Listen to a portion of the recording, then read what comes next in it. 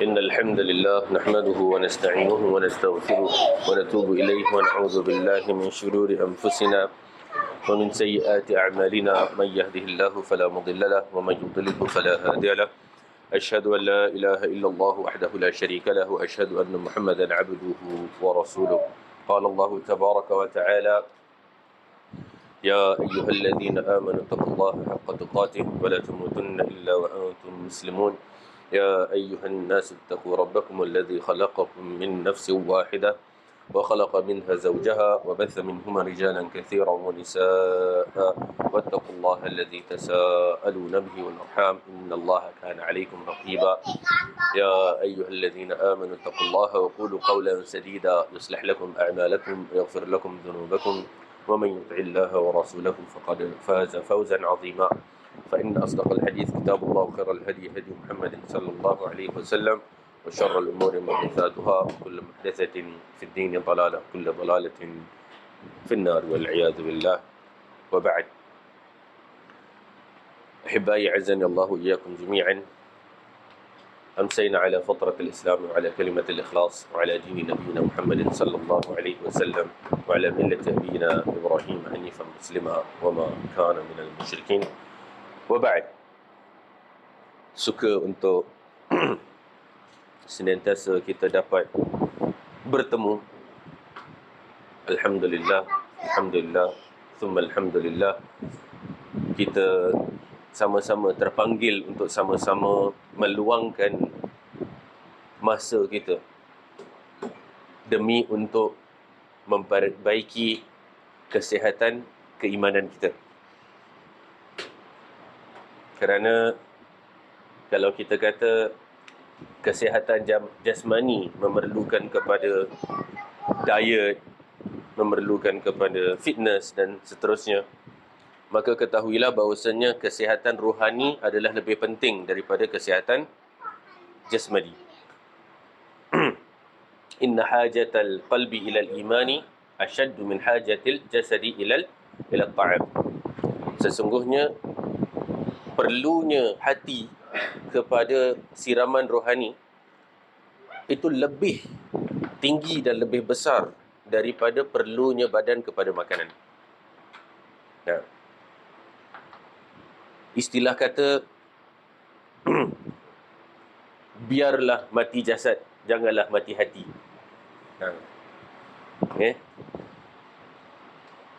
Biarlah jasad kita serba kurang, serba lemah, namun hati nurani kita, kalbu kita lebih kuat. Kenapa? Kerana kemuliaan seseorang bukan terletak pada zahir dan penampilan, namun terletak pada keimanan. Allah berfirman, inna akramakum indallahi atqakum. Sesungguhnya yang paling mulia di sisi kalian adalah yang paling bertakwa. Maka dari itu kita dapati bagaimana ramai orang yang mereka itu handicapped with disabilities. Orang Malaysia sebut OKU, iaitu orang kurang upaya. Namun iman mereka lebih tinggi dan lebih kuat daripada kita yang sempurna. Alaysa kadzalik? Siapa lebih mulia di ketika itu? Pastinya orang yang lebih dekat hatinya kepada Allah, lebih tinggi takwanya, walaupun dia tu OKU. Mind you, we are not talking about nak angkat weight yang wanita punya weight lah, mungkin 3 kilo, 5 kilo. Mind you, it's not just that. Dia tak ada tangan to begin with. Nak angkat apa? Dia boleh bawa diri dia, boleh urus diri dia sendiri je dah bagus. Nah. Fa inna akramakum indallahi atqakum. Yang paling mulia di antara kalian adalah yang paling bertakwa. Dan takwa kita ni can be achieved by many means. Dengan banyak cara. Kita boleh obtain takwa kita dengan cara kita yang tersendiri. Ada orang dia suka cari ketakwaan di dalam solatnya. Ada orang dia suka cari ketakwaan di dalam puasanya. Ada orang dia suka mencari ketakwaan di dalam tilawah Qurannya. Ada orang dia suka mencari ketakwaannya di dalam berkhidmat kepada manusia. Kita cari ketakwaan kita. Kita cari jati diri kita. Apa yang kita passionate about. Without neglecting the others. Nah, of course, mana yang pillars of Islam, arkanul Islam kita jaga, arkanul iman kita jaga. Tapi kalau kita memang passionate about one thing in particular, then it's not wrong to focus in one particular matter, again, without neglecting other factors and other matters. Ya, ikhwan.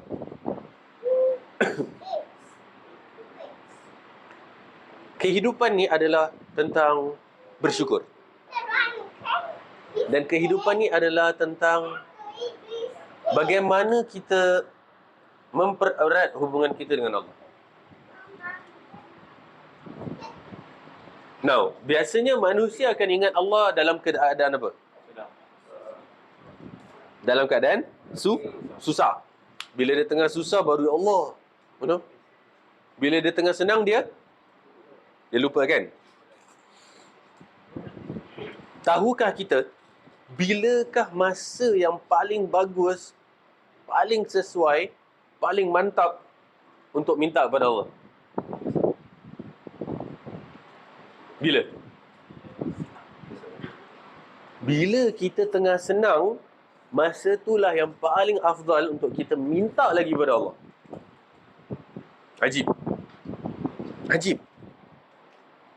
Dia bukan masa kita, dia macam against logic tau.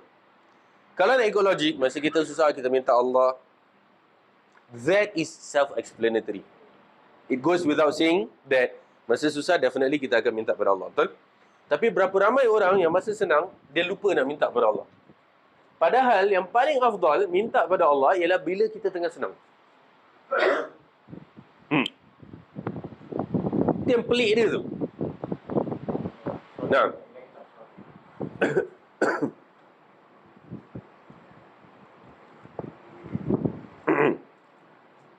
Bismillah.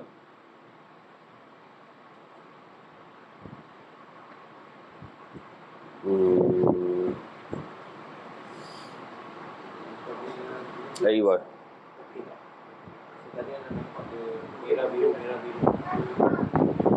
دقيقة.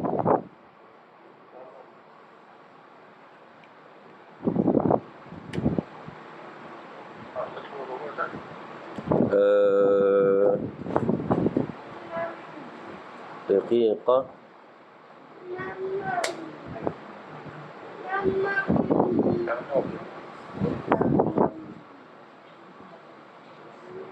لعلي بسم الله.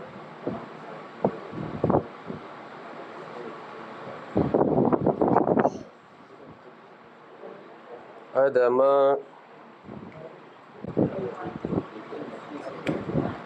بسم الله.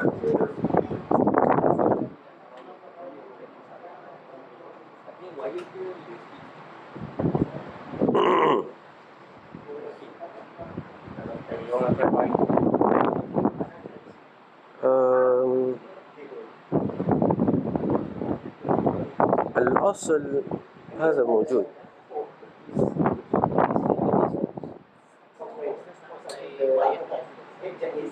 لا هذا ما في جد.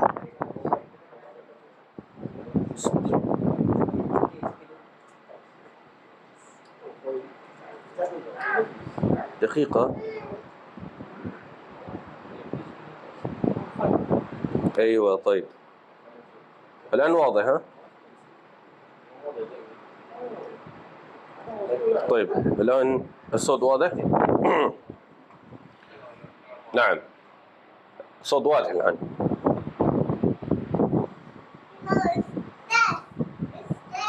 نعم نعم ما شاء الله.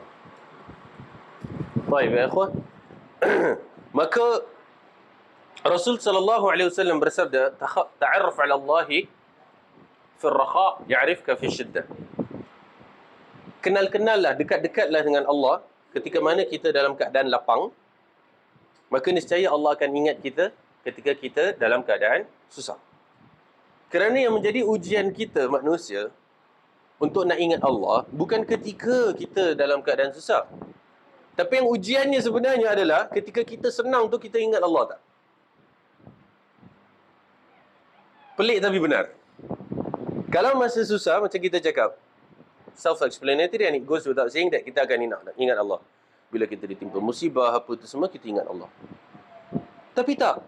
Yang paling afdal ialah macam mana untuk dapat kita nak ingat Allah bila kita sedang dalam keadaan senang. Ta'arraf 'ala Allah fi ar-rakha ya'rifka fi syiddah.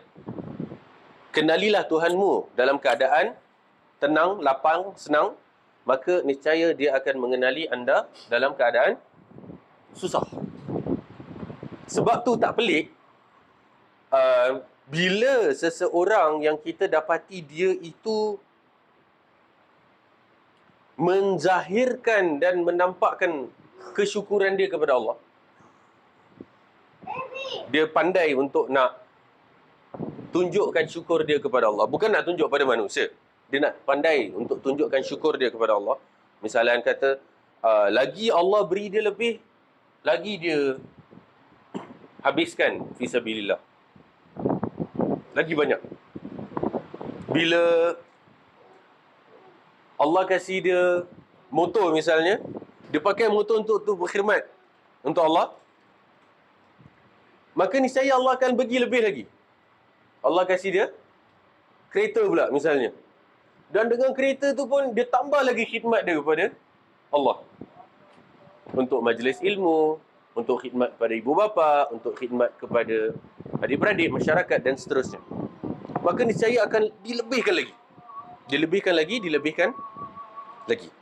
Tapi kita manusia ni, cabaran dia dekat mana? Bila kita senang tu kita lupa Allah. Contohnya apa tahu? Contoh, berapa ramai orang yang misalnya kata baru beli motor. Dapat motor baru, cukup dengan hanya melihat motor dia je tu dia dah happy, betul tak? Dia punya suka tu. Sampaikan cukuplah dengan hanya melihat motor, boleh tak pergi solat jemaah kat masjid. Pasal nak tengok motor je. Lepas tu dia punya jaga, jangan sampai tercalar sikit, orang pegang sikit pun tak boleh. Nampak? Dia punya taksub dengan motor. Sebab tu kita cakap, ujian manusia bukan ketika dia susah. Masa dia senang tu dia ingat Allah tak? Berapa ramai orang dapat motor baru, tak solat jemaah pasal tengok motor je. Tak buat apa-apa, tengok duduk mendengur tengok motor. Kat tingkap pun jadi, atau duduk kat kapak tengok.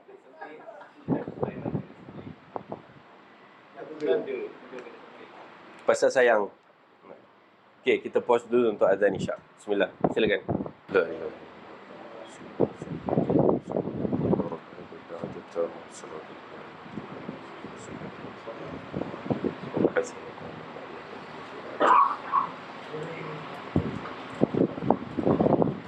Maka ya ikhwan, bila kita mendapatkan kenikmatan, kita pandaikan diri kita untuk nak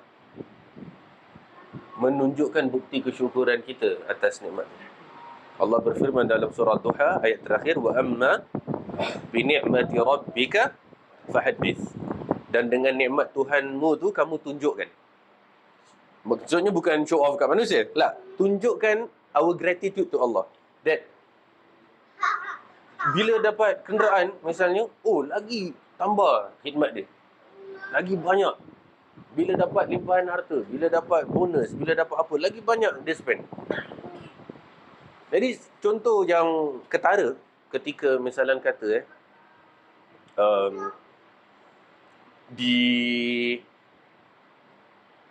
ketika mana anda berangkat umrah dan misalnya dengan ada jemaah-jemaah yang ikut berangkat sama, maka dapat melihat pattern di sebalik jemaah-jemaah ni.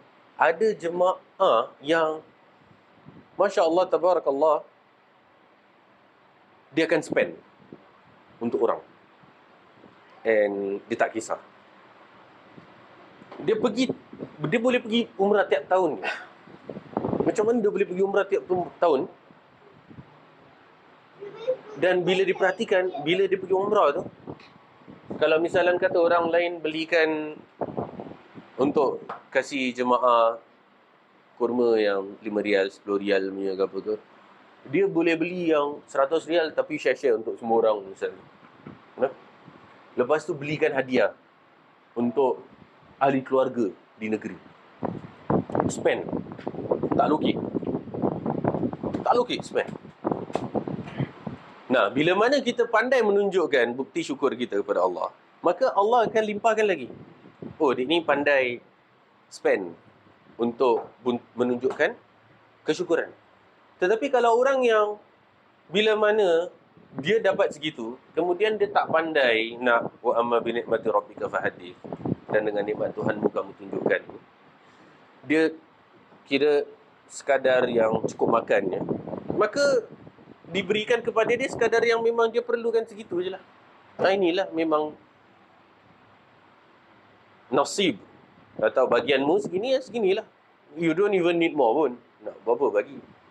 You're not showing that. Jadi kalau nak dapat kelapangan dalam urusan baik dunia, baik akhirat, maka kita pandai untuk menambat hati Allah. Tadi kita kata, waktu yang paling best untuk minta pada Allah, bila? Masa senang. Jadi Allah Azza wa Jal ni sebenarnya, kita tak boleh interact dengan Allah sebagaimana kita interact dengan manusia. Tak boleh. Kalau dengan manusia, lagi banyak kita minta, orang lagi boring. Lagi banyak kita minta, lagi orang boring. Tapi Allah Azza wa Jal akan marah. Apa tahu? Kalau kita tak minta Allah, kalau kita tak merayu-rayu pada Allah, kalau kita tak manja-manja dekat Allah, itu lagi Allah marah. So Allah lagi suruh untuk minta, untuk merayu, untuk manja-manja, untuk ngada-ngada. Semualah. Semua sekali. Tapi kalau dengan manusia, cuba ngada-ngada. Dapat apa? No.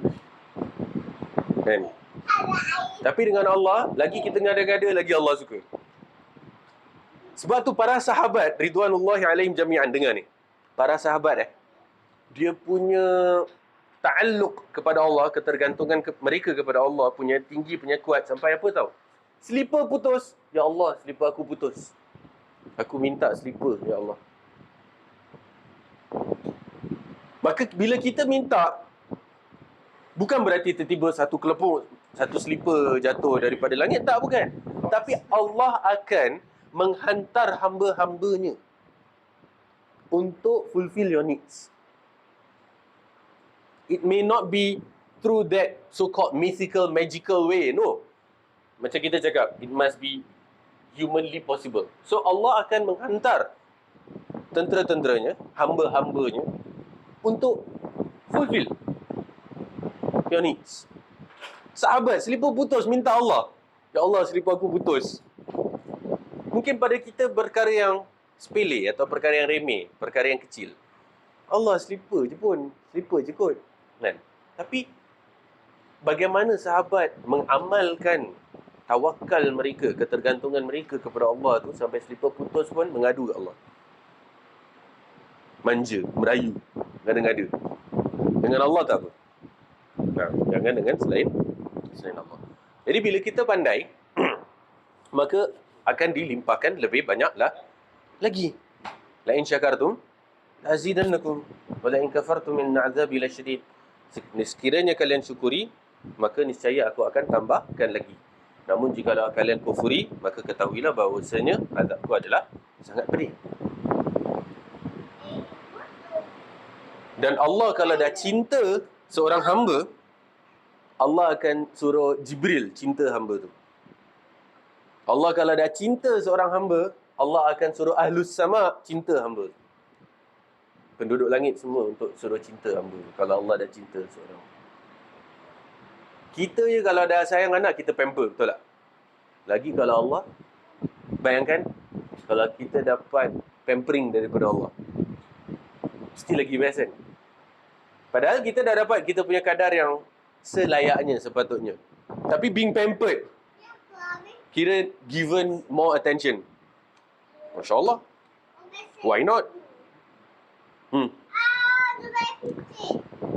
Jadi, apa pun, by the end of the day, walaupun apa yang anda sampaikan ni pun, kunci akhirnya adalah kemuliaan seseorang terletak pada ketakwaan. Ia tidak melihat kepada prestige seseorang. Tak. Tidak. Bukan tergantung kepada prestige. Bila kita nak beribadah ni, dia tak ada keterkaitan dengan prestige. Tak kira lah entah orang kaya ke, entah orang miskin dia. Di mata Allah, Allah tengok ibadah tu ikhlas ke tak. Ikut amalan Nabi ke tak, tu je. Tak kira lah entah orang kaya ke, orang miskin ke, menteri ke, rakyat jelata ke, atau apa ke. Tak. Yang penting, yang dinilai amal, ibadah dan keikhlasan hati. Bukan pada luaran dan harta. Tak. Jadi jangan pernah kita merasa kita ni kurang atau kalah dengan orang lain dalam nak mendapatkan ketakwaan. Tak perlu pun nak envy dengan, contohlah kalau anda bagi contoh yang dekat, asatiza lah contoh. Asatiza yang belajar-belajar ke apa ke. Kan? Oh, Masya Allah, ni ada ilmu. Kalau kita amalkan ilmu tu. Nah, kalau cakap tak serupa buat, macam mana? Jangan kata berarti seorang tu kita nampak status, kemudian terus kita merasa disgraced in ourselves. Nah, kita harus obtain takwa dengan ikut kadar kemampuan kita. Dan kita tak tahu di kalangan kita siapakah yang lebih takwanya. Kerana perkara ini adalah perkara yang unseen. Perkara gaib. Kita tak nampak. Kalau ada meter, kalau ada gauge, boleh nampak. Tak apa juga. Tapi tak ada. Tak nampak. Jadi, dibuat sedemikian rupa supaya apa? Supaya manusia tidak mengambil sikap lewa. Kalau ada meter, kalau ada gauge, dia tengok kan? Tak apalah. Macam kita beli bateri handphone. Dia tengok masih ada 97%. Alah, masih ada 97. Nanti dah tunggu dah 25 baru kelang kabut. No? Ya lama, bateri dah nak weak. Jadi kita sengaja tak ada meter, tak ada gauge. Kita tak nampak kita punya pahala, kita punya dosa. Supaya apa? Kita terus berusaha as maximum as possible. Supaya kita tidak mengambil sikap lewa. Jangan mengambil ringan dalam perkara mendapatkan ketakwaan daripada Allah Azza wa Jalla. It was always kept hidden and secret. Baik, ikhwani wa akhwati azza wa jalla wa iyyakum jami'an. Kita lanjutkan pembacaan kita biiznillah taala.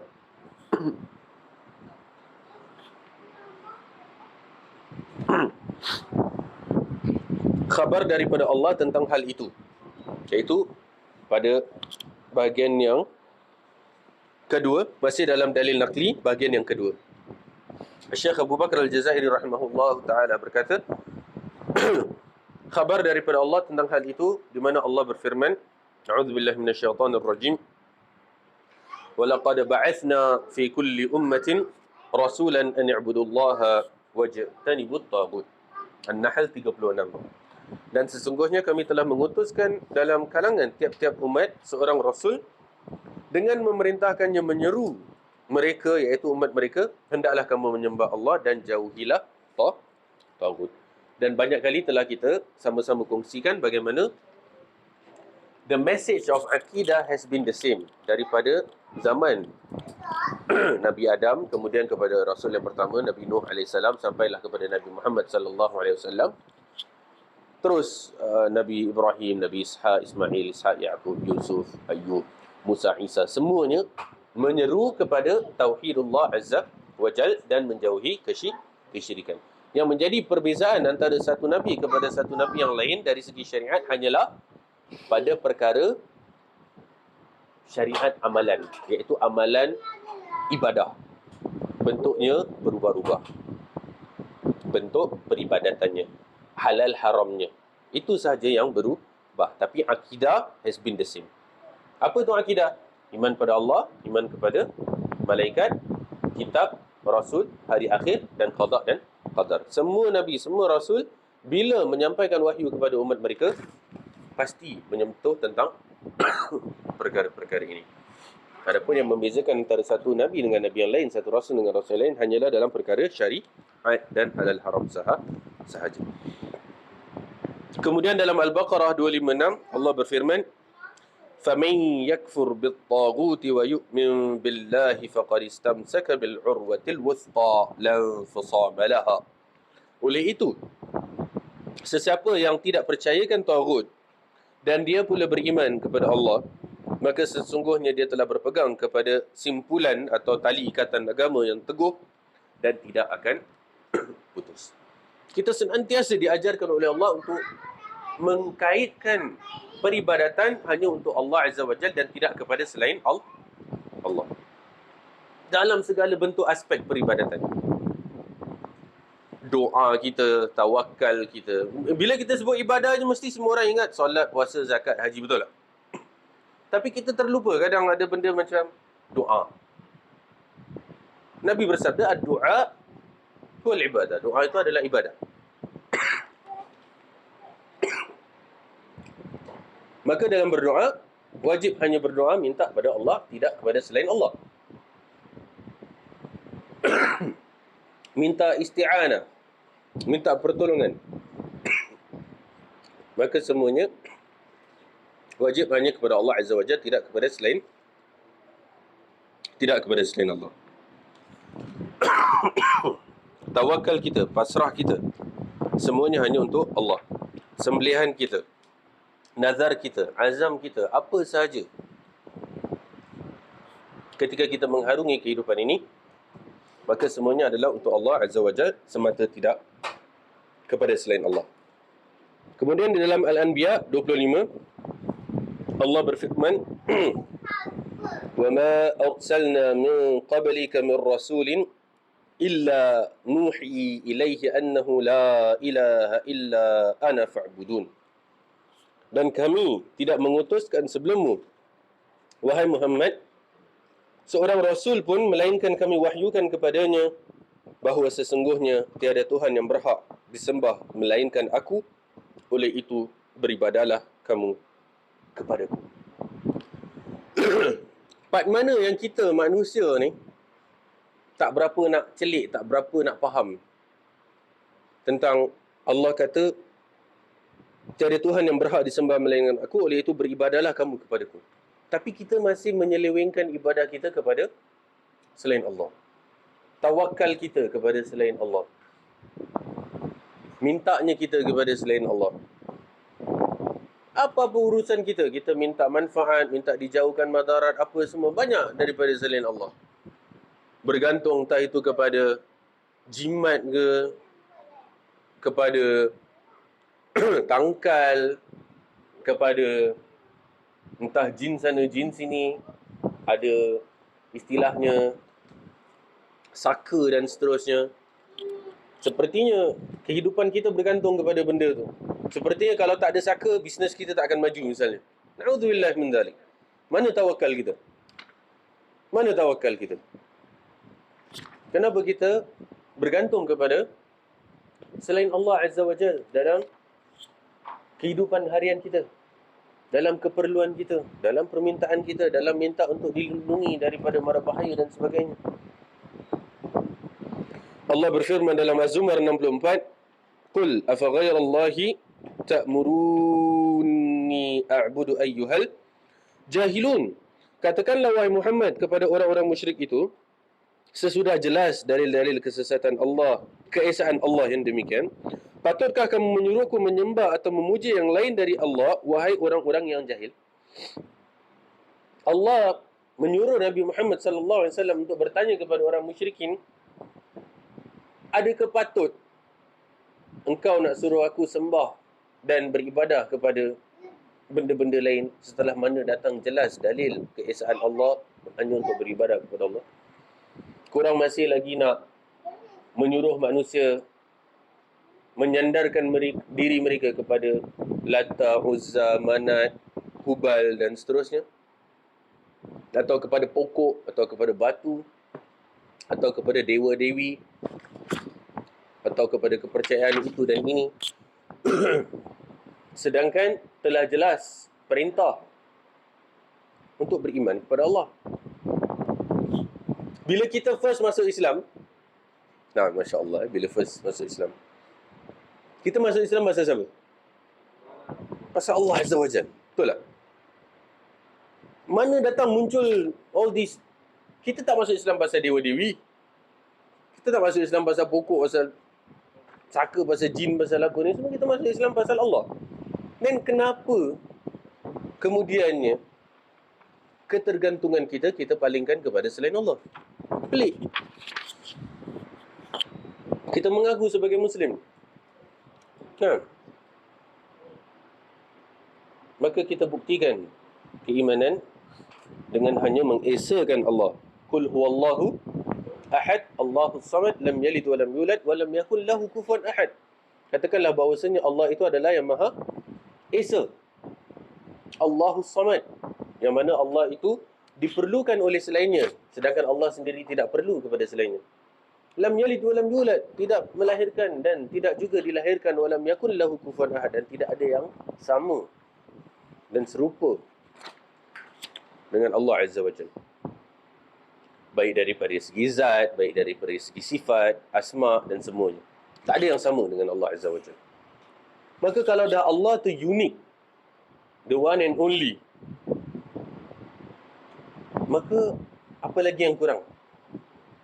Apakah kemudian kita mempersoalkan dan mempertikaikan keesaan Allah dan kemampuan Allah untuk memenuhi segala hajat kita, sampai kita perlu untuk memalingkan kepada selain Allah? Tak.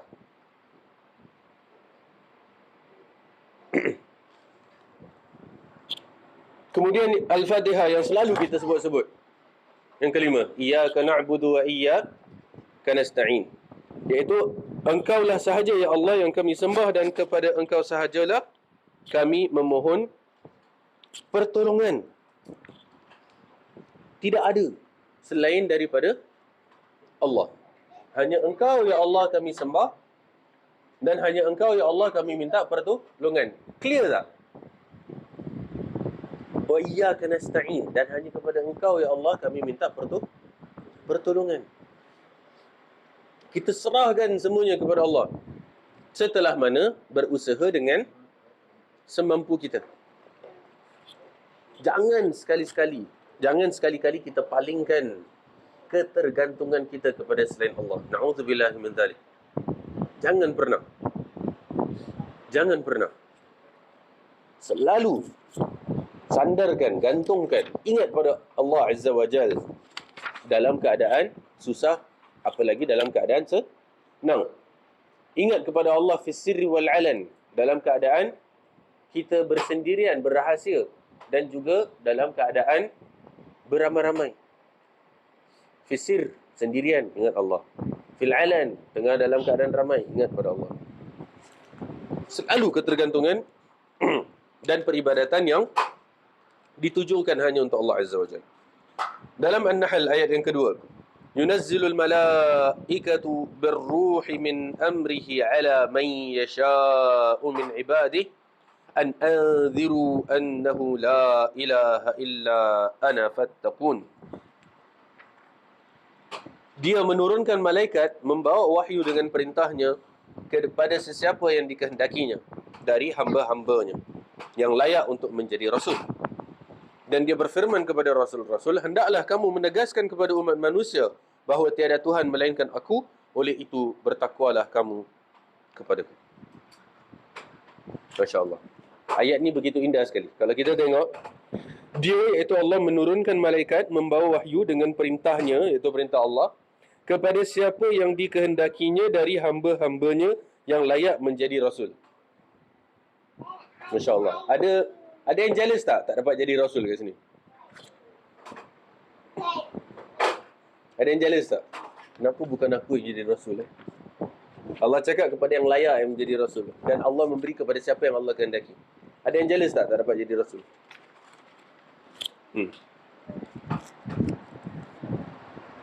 Kan? Should we envy the Prophet alaihi salatu wassalam?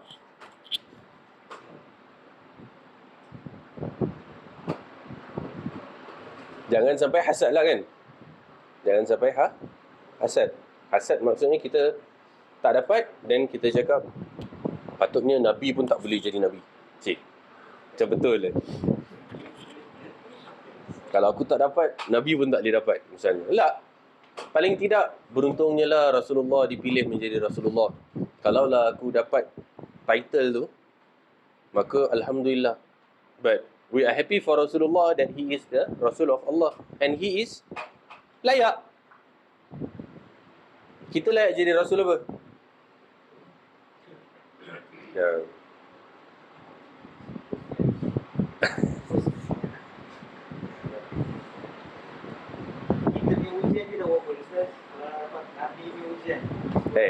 Kita punya ujian je kita tak sabar. Apalagi kalau nak dapat Nabi punya level of ujian. Dan Nabi telah menjelaskan bagaimana bertambahnya iman seseorang akan bertambah ujiannya. Bukan berarti berkurang. Tambahnya iman seseorang, tambah lagi ujiannya. Bukan life gets easier. La. Life gets harder. Then kita nak tengok siapa yang benar-benar tulus, ikhlas pada imannya berbanding dengan orang yang berpura-pura. Kuat tak kita nak berpegang kepada tali agama untuk kita nak gigit dengan gigi geraham kita? Kuat tak? Kita kalau kat sini pun tak adanya lah ujian mana pun sangat. And Singaporean does what Singaporean does best. Complain, tu je lah. Kena apa-apa pun complain, tu je. Umum regardless of race, religion and language, Singaporean just loves to complain. Singaporean yang complain lah, yang tak. Ana Alhamdulillah, no complaints. Ana bukan nak cakap apa tu mana punya bagus ke apa, tak. Bukan. Tapi pasal Ana dah went through hardship yang kira bila Ana balik Singapore, I was wondering, apa yang orang komplain pasal Singapore ni sebenarnya? Ana tak faham apa yang nak dikomplainkan sebenarnya. You have clean water, you have clean air, good transportation, apa semua. Ana tak tahu apa yang nak dikomplainkan tu. Syukur je, Alhamdulillah.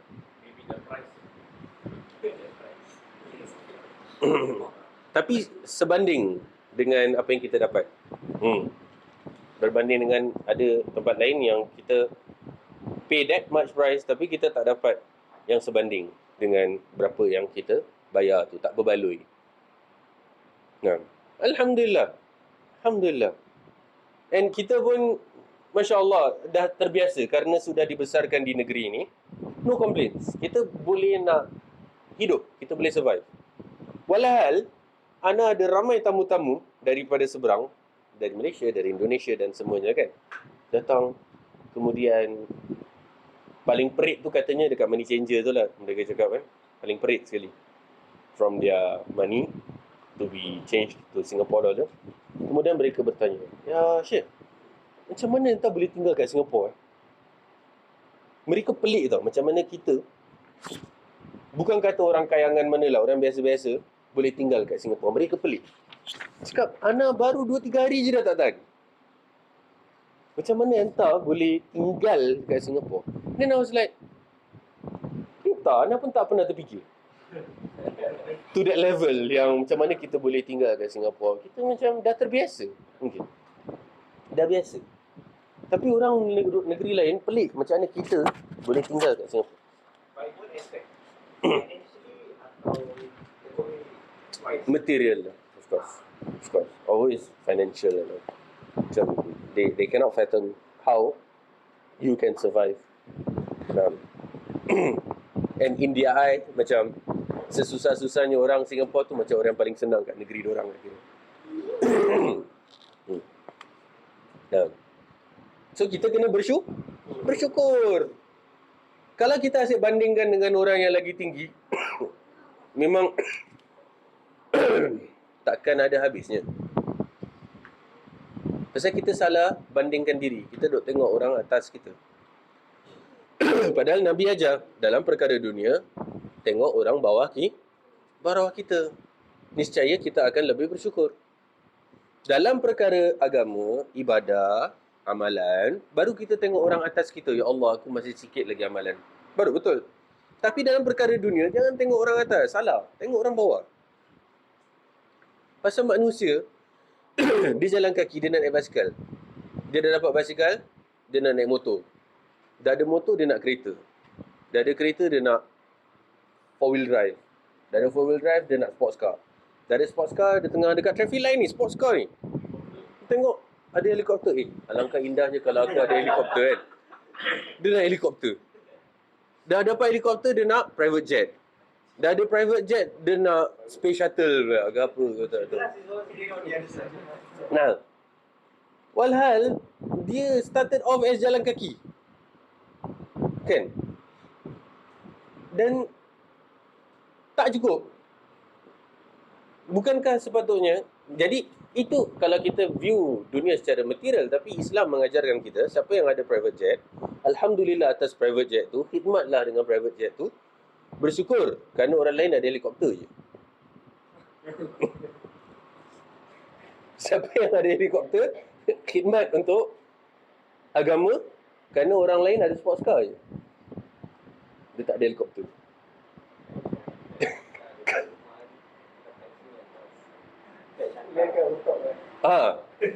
Siapa ada helikopter nak khidmat pada agama supaya anak tak stuck kat jam, fetch anak pakai helikopter datang sini. Stop kat atas kan. Jadi kita pun tak start lambat. Alhamdulillah. Pahala agama.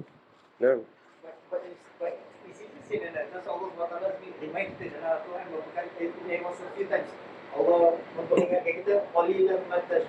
Nah. Dan tahu apa jawapan untuk ni semua? Nabi dah sebut sallallahu alaihi wasallam. Nak tahu apa? Tidak akan ada yang dapat untuk memuaskan anak Adam kecuali bila mana telah disumbatkannya tanah di dalam mulutnya. Baru dia akan rasa cukup. Maksudnya bila dah goal lagi 6 feet under. Bila mulut dah penuh dengan tanah, means dah meninggal. Baru dia bahkan menyesali apa yang dia ada berlebihan. Dia akan cakap, alangkah indahnya kalau aku ada lebih sedikit daripada apa yang aku bawa untuk nak dipertanggungjawabkan. Pasal lan tuzal qadamai 'abdin yaumil qiyamah hatta yas'alan arba'. Tidak akan berganjak kaki seorang anak Adam di hari kiamat kecuali setelah ditanya tentang 4 perkara. Di antaranya wa an malihi min aina iktasaba wa fima anfaq. Dan hartanya dari mana dia dapat dan pada apa dia habiskan. Antum dah siap untuk nak bertanggungjawab for every cent. Sebab tu di antara yang masuk syurga yang pertama, orang-orang fakir miskin. Tak ada tanggungjawab. Less judgment, less calculation, less hisab. Yang kaya-kaya lambat sikit lah. So, antum nak kehidupan dunia ke nak kehidupan akhirat? Wal akhiratu khairu wa abqa. Dan akhirat tu adalah lebih baik dan lebih kekal abadi. Tanya iman kita. Kita nak kehidupan dunia ke kehidupan akhirat? And kalau kita betul nak kehidupan akhirat, sabarlah terhadap dunia. Jangan komplain. Itu ujian kita. Itu bagian kita. Kalau kita komplain, kita tak ikhlas. Kita cakap lain tapi hati cakap lain. Lidah dengan hati tak kena. Ya akhi, live life lillahi ta'ala. Inna lillahi wa inna ilaihi raji'un. Daripadanya kita datang dan kepadanya kita akan kembali. Kita diciptakan dari tanah dan kita akan kembali ke tanah. Kita diciptakan dalam keadaan bogil telanjang. Tak ada harta, 1 sen pun to our name. Dan kita akan kembali sama, bogil telanjang, kafan, tak ada 1 sen to our name. Semua dah diambil orang. So apa yang kita nak? Apa harta yang ada kat tangan kita, we are just trustees. Pengamanah yang Allah kasih pegang untuk kita tadbir. It's not even ours to begin with. It's still Allah's. Allah yang kasih kita dan Allah akan ambil balik. Allah kasih kita bila kita dilahirkan untuk kita tadbir, untuk Allah uji kita, kita fulfill the rights of the needy and the poor and so on and so forth as a test. Now, take your share and give others the rest. And then bila kita dah meninggal, Allah ambil balik. And then suka Allah nak buat apa dengan Allah punya harta, betul tak? So Allah say, aku nak faraidkan. Aku nak kasih kepada ahli waris.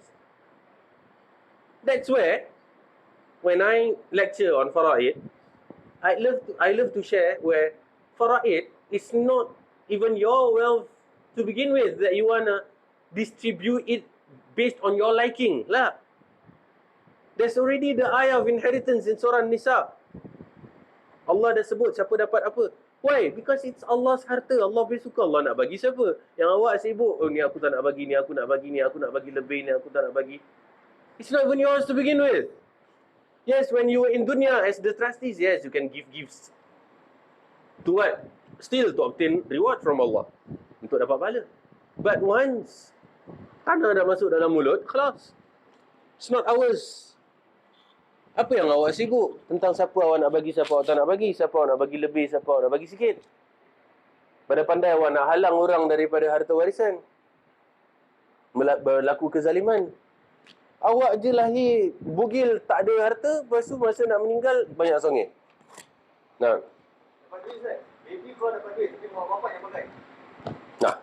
Untuk keperluan baby lah. Untuk rezeki tu datang.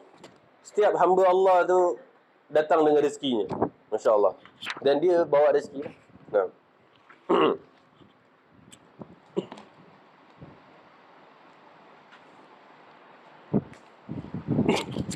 Jadi, dia menurunkan malaikat membawa wahyu dengan perintahnya. Okay, Allah yang mengantar malaikat dengan wahyu kepada siapa yang dikehendakinya dari hamba-hambanya yang lain menjadi rasul. Kan? Ya Alhamdulillah. Maka para rasul ialah orang-orang pilihan. Orang-orang pilihan. Again, ana guna the word orang-orang, manusia. Bukan makhluk asing. Rasul adalah manusia. Dan ana dah pernah explain banyak kali kenapa rasul kita adalah manusia. Kenapa? Kenapa rasul kita bukan malaikat? Kenapa rasul kita bukan jin? Supaya apa? Supaya manusia manusia faham dengan manusia, bagus. Dan juga supaya manusia dapat melihat bahawasanya these rituals, these worships of Allah is doable by human being. So that kita tak boleh cakap dia ni malaikat sebab tu dia boleh buat, dia ni jin sebab tu dia boleh buat. Tapi bila kita lihat rasul manusia, kita dapat contohi. Sebab tu ana kurang setuju dengan nuance of words where people say itu Rasulullah, sebab tu lah boleh. Ana cakap pasal itu Rasulullah lah, berarti kita boleh. Bukan kita cakap itu Rasulullah sebab tu Rasulullah boleh lah. Pasal itu Rasulullah kita, Rasul kita, manusia yang memang suri tauladan kita, sebab tu kita patutnya boleh contohi. Dia macam apa tau? Macam para isteri yang selalu cakap, itu isteri Nabi. If you get what I mean. Itu isteri Nabi. Mestilah. Yes. Isteri Nabi manusia. Kalau nak guna that ayat, patutnya itu isteri malaikat atau isteri jin atau apa, sesuai. Tapi bila kita cakap itu isteri Nabi, mestilah exactly pasal isteri Nabi itu manusia. And contoh yang diberi tu adalah contoh yang doable, benda yang boleh dibuat. Sebab tu Allah hantar Rasul berupa manusia, supaya apa yang dibuat oleh Rasul tu manusia lain boleh buat. Kalau Allah hantar selain manusia, nanti manusia akan cakap kita tak boleh follow pasal this is humanly not possible to be done by a human. Nanti manusia justify, manusia akan berhujah kepada Allah. Tapi tak, pasal itu Nabi lah kita boleh ikut. And pasal Nabi buat apa yang Nabi buat lah kita buat apa yang Nabi buat. Kita jangan pula cakap, oh kalau Nabi berarti level tinggi, susah nak follow, kita buat yang easy version. Ya, ma khuyyira Rasulullah sallallahu alaihi wasallam baina amrayn illa ikhtara aysarahuma ma lam yakun ithman. Tidaklah Nabi diberi pilihan antara dua perkara kecuali Nabi akan memilih yang lebih ringan dan lebih mudah, selagi mana benda tu bukan dosa. Nabi sengaja pilih yang lebih ringan, lebih mudah untuk umatnya, supaya it is doable. Pasal itu Nabi lah kita kena follow, bukan kita pandai-pandai buat versions of our own. Pasal itu isteri Nabi lah kita boleh contohi. Pasal mereka manusia. Jadi penggunaan ayat, frasa pasal inilah, sebab tu inilah, itu nak kena dibetulkan dalam komuniti kita. Pasal selalunya frasa itu digunakan untuk macam mustahil untuk nak dapat buat apa yang dilakukan oleh Nabi atau isteri Nabi. Sepatutnya boleh dibuat. Pasal mereka tidak melakukan perkara yang luar daripada dunia ni. Benda-benda dalam dunia. Kemudian Allah mengatakan, hendaklah kamu menegaskan kepada umat manusia bahawa tiada Tuhan melainkan aku, oleh itu bertakwalah kamu kepada aku.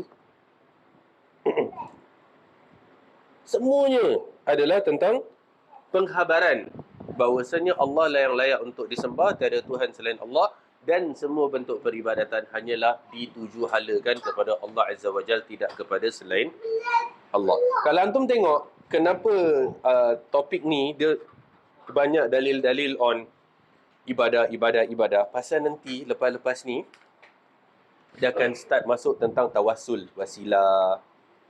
Dia akan start masuk tentang wali Allah dan wali syaitan. Dia akan start masuk kepada bab tentang nanti ada penyebutan tentang ajimat, penggunaan jimat, penggunaan tangkal, tiwala dan seterusnya. Iaitu benda-benda yang membawa kita kepada kesyirikan kepada selain Allah. Sebab tu ini adalah emphasize untuk ibadah tu Allah, ibadah Allah, ibadah Allah. Tak ada selain Allah. Tak payah nak ada perantaraan yang unnecessary in between. Orang buat perantaraan pasal apa tau? Mereka cakap, oh kita ni level terlalu rendah.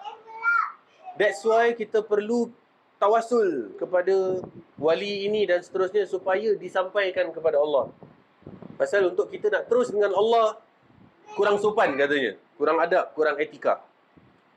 Do you buy that? Do you buy that?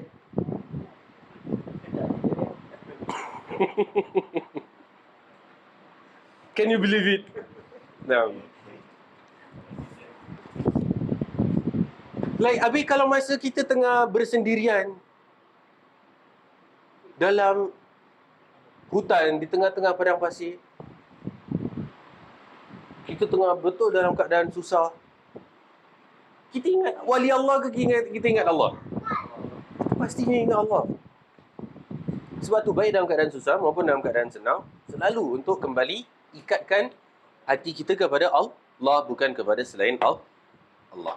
Nah, ini kita dah habis bagian dalil yang nombor 2. Semuanya kita dah habis baca, iaitu tentang khabar daripada Allah tentang hal itu, di mana Allah mengkhabarkan bahawasanya hanya Allah lah yang berhak untuk diibadahi, tidak selain Allah. Nanti pada pertemuan akan datang kita akan masuk hadis-hadis pula, iaitu khabar daripada Rasulullah sallallahu alaihi wasallam tentang ibadah itu hanya ditujukan kepada Allah, dan ada beberapa hadis yang akan disampaikan oleh baginda sallallahu alaihi wasallam berkenaan dengan menghala tujukan segala peribadatan kita hanya kepada Allah Azza wa Jal, tidak kepada selain Allah Azza wa Jal. Moga Allah mengurniakan kepada kita jalan yang lurus, petunjuk akan bagaimana untuk terus mendekatkan diri kita kepada Allah Azza wa Jal, membimbing kita, menunjukkan kita, memberi arah kepada kita, membantu kita. Iyyaka na'budu wa iyyaka nasta'in, hanya kepada Allah, hanya kepada Kamu-Lah ya Allah kami menyembah, dan hanya kepada Kamu-Lah ya Allah kami meminta pertolongan dalam beribadah kepada-Mu dan juga dalam segala aspek kehidupan kita. Jangan lupa untuk senantiasa bersyukur kepada Allah. Apa yang Allah kurniakan kepada kita, kita zahirkan, kita tunjukkan, kita nampakkan, niscaya Allah akan tambahkan. Okey, jangan kita lokek atas nama sabilillah, jalan Allah, jangan lokek. Naam. Aqulu qawli hadha wa astaghfirullah li wa lakum wa subhanakallahumma rabbana wa bihamdika asyhadu an la ilaha illa anta astaghfiruka wa atubu ilaik. Wa akhiru da'wana alhamdulillahi rabbil alamin wa billahi taufiq wal hidayah. Wassalamu alaikum warahmatullahi wabarakatuh.